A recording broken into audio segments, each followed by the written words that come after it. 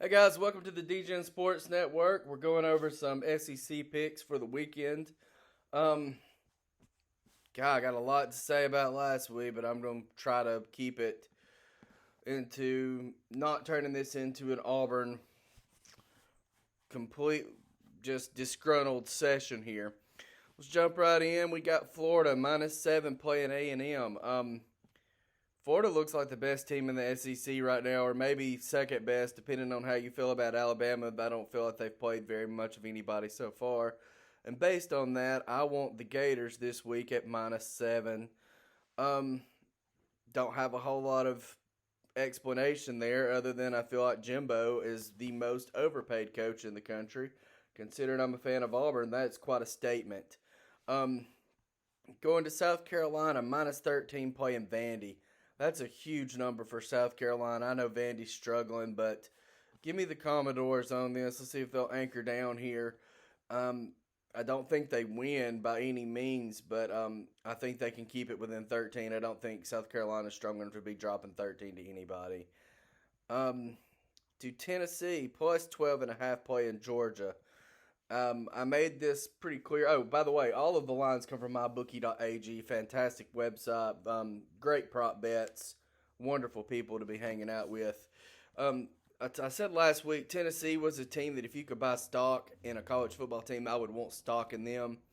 Well, these are the games that start to really make you realize: is next year going to be the year? Is 2 years going to be the year? Or are they ready right now?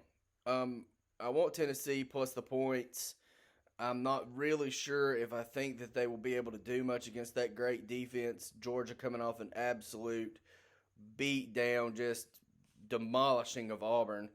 But I think that Tennessee is good enough to keep this within 12.5, which means I also think Tennessee's better than Auburn, and it pains me to say that. But yeah, give me the Vols on this one, and we'll see how that plays out. I did not put together what my record was last week, but it was, right in the 50% range or a little bit better. Of course, was completely wrong about Auburn and a couple of other teams, but some of them seem to work out really well. Now, to the team that I will probably have the most to say about, Auburn -14 playing Arkansas. Going to take that money line for Arkansas at +450. Auburn is garbage. I mean, like, there was not a single positive that could come out of watching that game. Not one. I do think that based on what I've seen from Kevin Steele in the last however long he's been with Auburn, he does typically develop his talent on defense, and they do improve as the year goes on. But we are really missing Derek Brown and Marlon Davidson right now on the front four.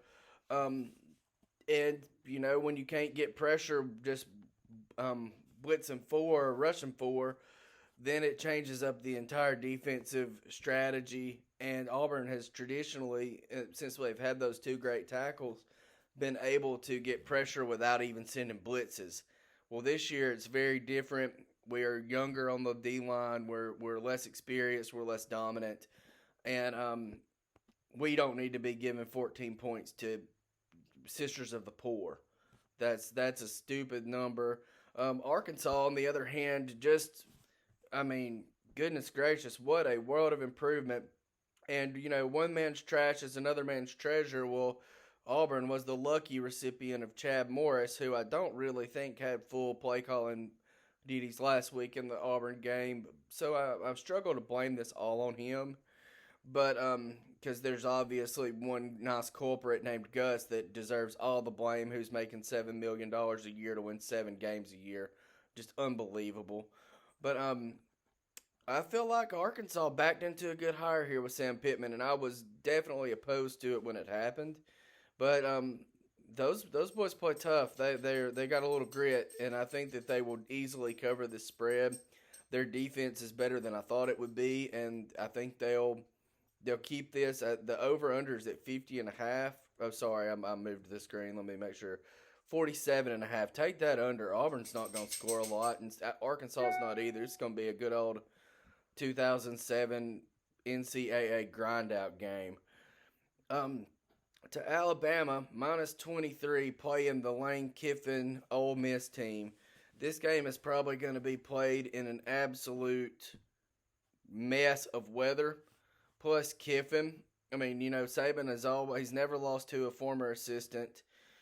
Take the under in this game at under 70.5 because the weather's supposed to be filthy.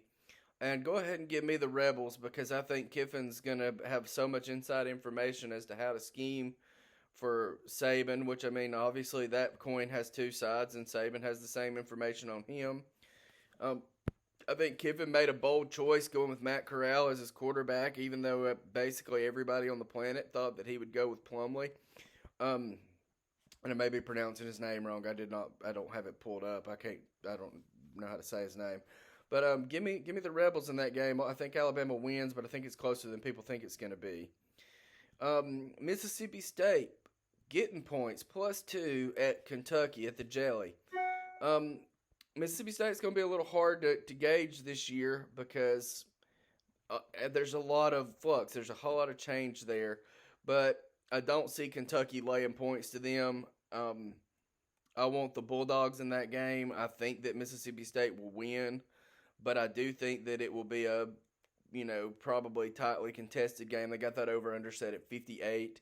I probably wouldn't touch that one because I could see both teams scoring in the 28 to 35 point range, and you don't want to sweat it that much. It's not like Alabama where you got an outside factor that's playing in there.